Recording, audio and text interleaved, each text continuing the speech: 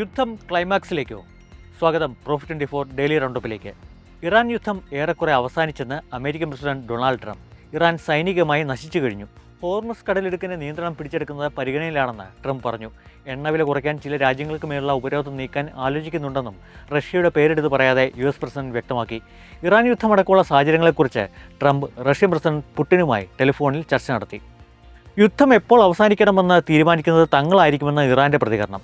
അമേരിക്കയും ഇസ്രായേലും ആക്രമണം തുടർന്നാൽ ഗൾഫ് മേഖലയിൽ നിന്ന് 1 ലിറ്റർ എണ്ണ പോലും പുറത്തേക്ക് കൊണ്ടുപോകാൻ അനുവദിക്കില്ലെന്ന് ഇറാൻ റവല്യൂഷണറി ഗാർഡ്സ് മുന്നറിയിപ്പ് നൽകി. ബഹ്റൈൻ തലസ്ഥാനമായ മനാമയിലേക്ക് ഇറാൻ നടത്തിയ മിസൈൽ ആക്രമണത്തിൽ ഒരാൾ കൊല്ലപ്പെട്ടു.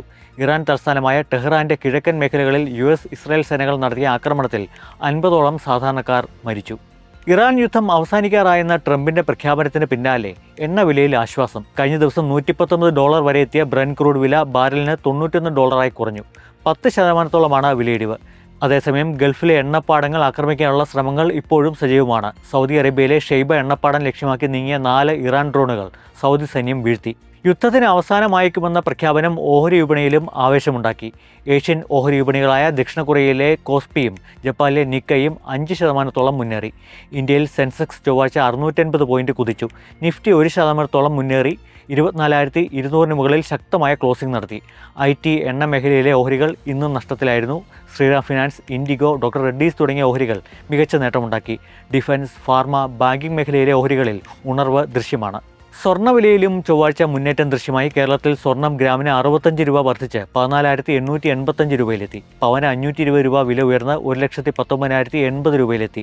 ക്രൂഡ് ഓയിൽ വില താഴ്ന്നതും വിപണികൾ പോസിറ്റീവായതും സ്വർണ്ണത്തിലേക്ക് നിക്ഷേപകരെ തിരികെ എത്തിച്ചിട്ടുണ്ട്. അന്താരാഷ്ട്ര വിപണിയിൽ സ്വർണം 1.5% നേട്ടമുണ്ടാക്കി ഔൺസിന് $5,782 യുദ്ധം അവസാനിക്കുമെന്ന പ്രതീക്ഷയാണ് സ്വർണ്ണത്തിനും കരുത്താകുന്നത്. അതേസമയം മൾട്ടി കമോഡിറ്റി എക്സ്ചേഞ്ചിൽ വെള്ളി വില 3% വർദ്ധിച്ച് കിലോയ്ക്ക് 2,75,650 രൂപയായി.